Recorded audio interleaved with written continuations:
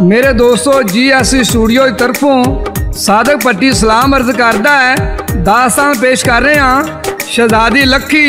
यदी फरमाइश करते ने काले वाले चीमे तो ज़कावला चीमा ते रावल पिंडी तो राणा जाफर। आओ फिर चलने अज की कहानी वाले।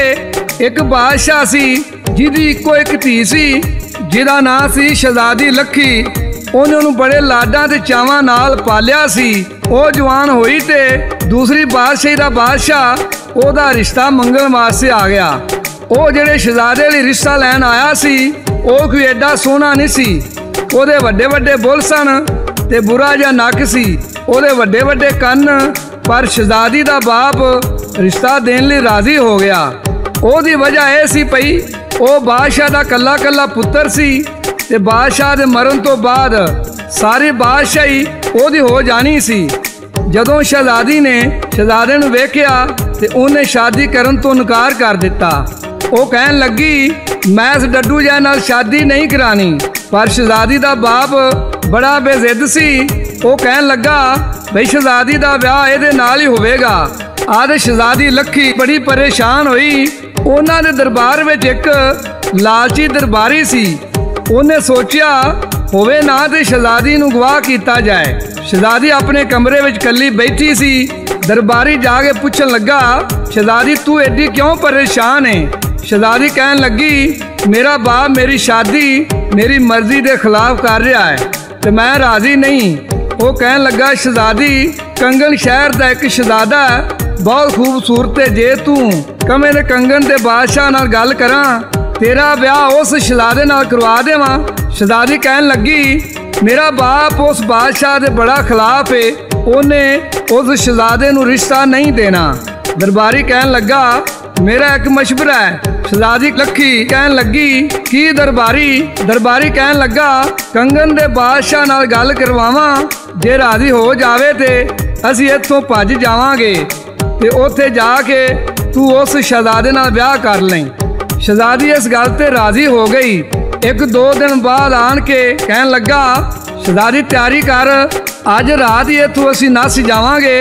शहजादी कहन लगी अज रात क्यों असीं हुण ही नस जाने आ। यह गल उन्हां दे दो सिपाही जंगू ते मंगू सुन रहे सन। शहजादी ते दरबारी उत्थों नसदे ने। सादक पट्टी पेश करदा है ते लाला जी रिकॉर्ड करते ने ते दास्तान लिखदा है शायर नज़ीर सुल्तानी ते गा के सुना रहे सादक पट्टी बाग मोड़ वाला। लै दरबारी नाल टुरिया महलां चों शहजादी अपने वल्लों महलां विचों लगा देन आज़ादी। अंदर ओदे चोर सी वड़िया ओ मनूस कमीना डोबन लगा शहजादी दी जिंदगी दा सफीना। लैन सिया महला विचों सब तो चोरी चोरी बैठे दोवें घोड़ी उत्ते वल जंगल दे टोरी।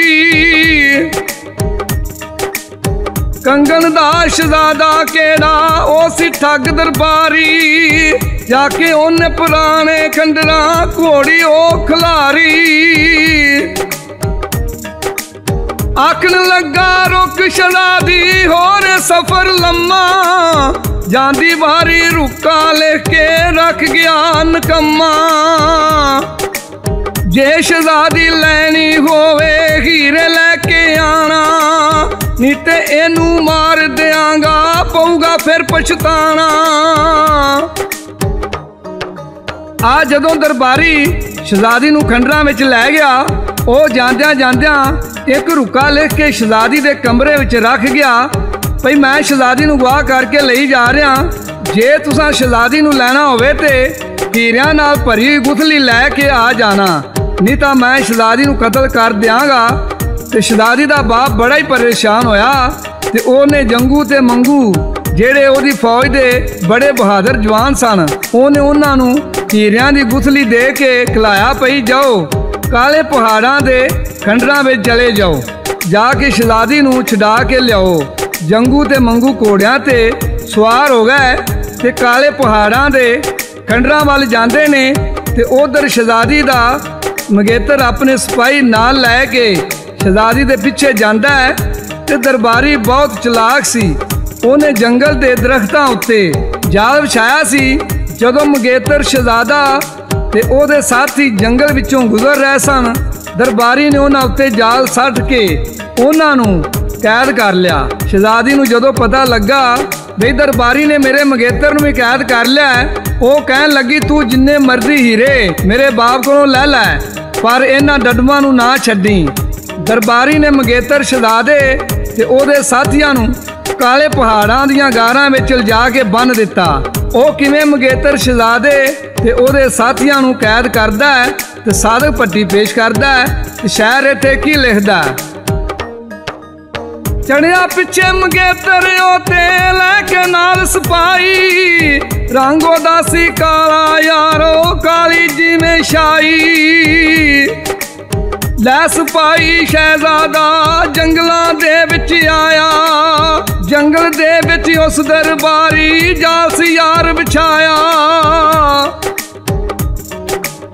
सड़के जाल फड़ लै ओने सारे कैदी कीते, फिर की दसा ओना उत्ते केड़ी यारो बीते। सारे घेर के ओ दरबारी लै गया बिच गारा, पुछे ओ शहजादी कोलों छड़दियां के मारा।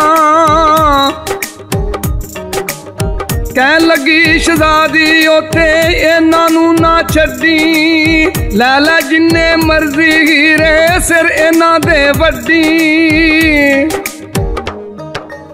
उधरों जंगू ते मंगू भी उन्हां नूं लभदे लभदे जंगल विच आ गए। हर पासे शेरां दी धाड़ सुनाई दे रही सी। ਉਹ ਦੋਵੇਂ डरदे मारे घोड़ियां तो उतर के एक पुराने खूह दे कंढे झाड़ियां विच लुक के बह गए। ਉਹ इस ताड़ विच सन, पर रात होवे ते असीं नेरे दी आड़ विच किस तरह जंगल विचों निकल जाइए। पर उन्हां दी इह सोच धरी दी धरी रह गई। जदों शेरां ने उन्हां ते हमला कीता, उन्हां ने शेरां तो डरदियां उस पुराने खूह विच छाल मार दित्ती। पर उन्हां दी किस्मत चंगी, ਉਹ ਪੁਰਾਣੀਆਂ ਸਦੀਆਂ ਦਾ ਖੂਹ ਸੁੱਕਾ ਸੀ। ਉਹ ਇੱਕ ਮੁਸੀਬਤ ਵਿੱਚੋਂ ਨਿਕਲ ਕੇ ਦੂਜੀ ਮੁਸੀਬਤ ਵਿੱਚ ਪੈ ਗਏ। 2-3 ਦਿਨ ਗੁਜ਼ਰੇ, ਬਾਦਸ਼ਾਹ ਬੜਾ ਪਰੇਸ਼ਾਨ ਹੋ ਗਿਆ। ਉਹ ਕਹਿਣ ਲੱਗਾ ਜੰਗੂ ਤੇ ਮੰਗੂ ਗਏ ਸਨ ਸ਼ਹਜ਼ਾਦੀ ਨੂੰ ਲੈਣ ਤੋਂ ਵਾਪਸ ਨਹੀਂ ਮੁੜੇ। ਬਾਦਸ਼ਾਹ ਨੇ ਉਹਨਾਂ ਦੇ ਪਿੱਛੇ 3-4 ਸਿਪਾਹੀ ਹੋਰ ਘਲਾਏ। ਜਦੋਂ ਸਿਪਾਹੀ ਜੰਗਲ ਵਿੱਚ ਗਏ ਤੇ ਉਹਨਾਂ ਨੇ ਘੋੜਿਆਂ ਦੀਆਂ ਹੱਡੀਆਂ ਵੇਖੀਆਂ ਜਿਨ੍ਹਾਂ ਨੂੰ ਸ਼ੇਰਾਂ ਨੇ ਖਾ ਲਿਆ ਸੀ। उन्होंने सोचा भई जंगू ते मंगू नूं भी शेरां ने खा लिया होना है। जदों उत्थों टुरन लगे ते जंगू ते मंगू ने उन्हां दे घोड़ियां दी पैरां दी आवाज़ सुनी ते उच्ची उच्ची आवाज़ां मारन लग पए, सानू खूह विचों कड्डो। उह सिपाही आवाज़ सुन के खूह वल गए ते उन्हां ने वेखिया जंगू ते मंगू खूह दे विच सन। सिपाहियां ने उन्हां नूं खूह विचों कड्ढिया। उधरों दरबारी परेशान सी। 2-3 दिन गुजर गए ने, कोई भी शहजादी नूं लैन नहीं आया। फिर की होंदा है, साधक भट्टी पेश करदा है ते शायर इत्थे की लिखदा है। जदों डरे सी शेरां कोलों जंगू मंगू यारो, डिगे हीरे जंगल दे विच डर शेरां दे पारों। लभन लगे हीरे सारे पर ना उथों लभे, की करांगे दसो यारो ओते आखन लगे। तुर पे वल पहाड़ा सारे जद उथे आए, डर दरबारी उन्हां कोलों तीर कमाने पाए। मारे तीर सिपाहियां ताईं ढेर करदा जावे, असीं नी दुश्मन जंगू तेरे उच्ची रौला पावे। बख्शी जान दुआ दी ओने कहंदा किधरों आए, आखन लगा जंगू मंगू हीरे यार गुआए। दे सानू शहजादी ते असी पिछा नू जाइए, जाके तेनू विच दरबारे हीरे होर दुआए। कहन लगा दरबारी उत्ते मैं नी कमला चला, नाल तुहाडे मैं ते नी जे विच मुहल्ली चला। आ जदों दरबारी ने वेखिया ਇਹ ਹੀਰੇ ਗਵਾ ਆਏ ਨੇ। ਉਹਨੇ ਉਹਨਾਂ ਦੋਵਾਂ ਨੂੰ ਬੰਨ ਲਿਆ। ਇੰਨੇ ਚਿਰ ਨੂੰ ਕੰਗਨ ਦਾ ਸ਼ਹਿਜ਼ਾਦਾ ਸ਼ਿਕਾਰ ਖੇਡਦਾ ਖੇਡਦਾ ਉਧਰ ਨੂੰ ਆਣ ਨਿਕਲਿਆ। ਉਹਨੇ ਵੇਖਿਆ ਪਈ ਇੱਕ ਬੰਦੇ ਨੇ 15-20 ਸਿਪਾਹੀਆਂ ਨੂੰ ਬੰਨਿਆ ਤੇ ਦਰਬਾਰੀ ਨੂੰ ਕਹਿਣ ਲੱਗੇ ਤੂੰ ਕੌਣ ਹੈ ਤੇ ਇਹ ਕੀ ਤਮਾਸ਼ਾ ਹੈ। ਸ਼ਹਿਜ਼ਾਦੀ ਝਟ ਕਰਕੇ ਬੋਲੀ, ਕਹਿਣ ਲੱਗੀ ਮੈਂ ਤੇ ਬਾਦਸ਼ਾਹ ਦੀ ਬੇਟੀ ਹਾਂ ਤੇ ਇਹ ਮੈਨੂੰ ਧੋਖੇ ਨਾਲ ਲੈ ਆਇਆ ਹੈ। ਇਹ ਕਹਿੰਦਾ ਸੀ ਮੈਂ ਤੇਰੀ ਸ਼ਾਦੀ ਕੰਗਨ ਸ਼ਹਿਰ ਦੇ ਸ਼ਹਿਜ਼ਾਦੇ ਨਾਲ ਕਰਵਾ ਦਿਆਂਗਾ। ਇਹਨੇ ਮੈਨੂੰ 4 ਦਿਨਾਂ ਤੋਂ ਇੱਥੇ ਕੈਦ ਕੀਤਾ ਹੈ। ਇਹ ਕਹਿੰਦਾ ਹੀਰਿਆਂ ਦੀ ਭਰੀ ਗੁਥਲੀ ਲਾਇਓ ਤੇ ਇਹਨੂੰ ਆ ਕੇ ਲੈ ਜਾਓ। ਇਹ ਸਾਰੇ ਸਿਪਾਹੀ ਮੈਨੂੰ ਛਡਾਉਣ ਆਏ ਨੇ ਤੇ ਇਹਨੇ ਕੈਦ ਕਰ ਲਏ ਨੇ। ਉਹ ਸ਼ਹਿਜ਼ਾਦਾ ਕਹਿਣ ਲੱਗਾ ਕੰਗਨ ਸ਼ਹਿਰ ਦਾ ਸ਼ਹਿਜ਼ਾਦਾ ਤੇ ਮੈਂ ਆ। ਉਹ ਦਰਬਾਰੀ ਨੂੰ ਕਹਿਣ ਲੱਗਾ ਤੂੰ ਮੇਰੇ ਨਾਂ ਤੇ ਝੂਠ ਬੋਲਿਆ। ਹੁਣ ਚੰਗੀ ਗੱਲ ਇਹੋ ਹੀ ਏ, ਸ਼ਹਿਜ਼ਾਦੀ ਨੂੰ ਛੱਡ ਦੇ ਨਹੀਂ ਤੇ ਮੈਂ ਤਲਵਾਰ ਮਾਰ ਕੇ ਤੇਰਾ ਸਿਰ ਲਾ ਦੇਣਾ। ਉਹ ਲਾਲਚੀ ਕਹਿਣ ਲੱਗਾ ਤੁਸੀਂ ਹੀਰਿਆਂ ਦੀ ਭਰੀ ਗੁਥਲੀ ਮੈਨੂੰ ਦੇ ਜਾਓ ਤੇ ਇਹਨੂੰ ਲੈ ਜਾਓ ਨਹੀਂ ਤੇ ਤੁਹਾਨੂੰ ਮੇਰੇ ਨਾਲ ਜੰਗ ਕਰਨੀ ਪਵੇਗੀ। ਸ਼ਹਿਜ਼ਾਦੇ ਨੇ ਮਿਆਨ ਵਿੱਚੋਂ ਤਲਵਾਰ ਖਿੱਚ ਲਈ ਤੇ ਕਹਿਣ ਲੱਗਾ ਹਰਾਮੀ ਮੈਦਾਨ ਵਿੱਚ ਆ। ਦਰਬਾਰੀ ਨੇ ਤਲਵਾਰ ਖਿੱਚ ਲਈ ਤੇ ਸ਼ਹਿਜ਼ਾਦੇ ਨੇ ਵੀ ਤਲਵਾਰ ਖਿੱਚ ਲਈ। ਉਹ ਇੱਕ ਦੂਜੇ ਦੇ ਵਾਰ ਕਰਦੇ ਨੇ ਤੇ ਇੱਕ ਦੂਜੇ ਦਾ ਚੱਲਦੇ ਨੇ। ਆਖਰਕਾਰ ਸ਼ਹਿਜ਼ਾਦੇ ਨੇ ਵਾਰ ਕਰਕੇ ਦਰਬਾਰੀ ਦਾ ਸਿਰ ਲਾ ਦਿੱਤਾ। ਸ਼ਹਿਜ਼ਾਦੀ ਲੱਖੀ ਤੇ ਸਾਰੇ ਸਿਪਾਹੀਆਂ ਨੂੰ ਆਜ਼ਾਦ ਕਰਵਾ ਦਿੱਤਾ। ਤੇ ਮੰਗੇਤਰ ਨੇ ਆਖਿਆ ਸ਼ਹਿਜ਼ਾਦੀ ਮੈਂ ਤੇਰਾ ਗੁਨੇਗਾਰ ਹਾਂ, ਮੇਰੀ ਵਜ੍ਹਾ ਤੋਂ ਤੇਰੀ ਜਾਨ ਵੀ ਜਾ ਸਕਦੀ ਸੀ, ਮੈਨੂੰ ਮਾਫ ਕਰ ਦੇ। ਮੈਂ ਆਪਣੇ ਵਤਨ ਵੱਲ ਵਾਪਸ ਜਾ ਰਿਹਾ ਵਾਂ, ਤੂੰ ਆਪਣੀ ਮਰਜ਼ੀ ਨਾਲ ਜਿੱਥੇ ਚਾਹਵੇਂ ਸ਼ਾਦੀ ਕਰ ਲੈ।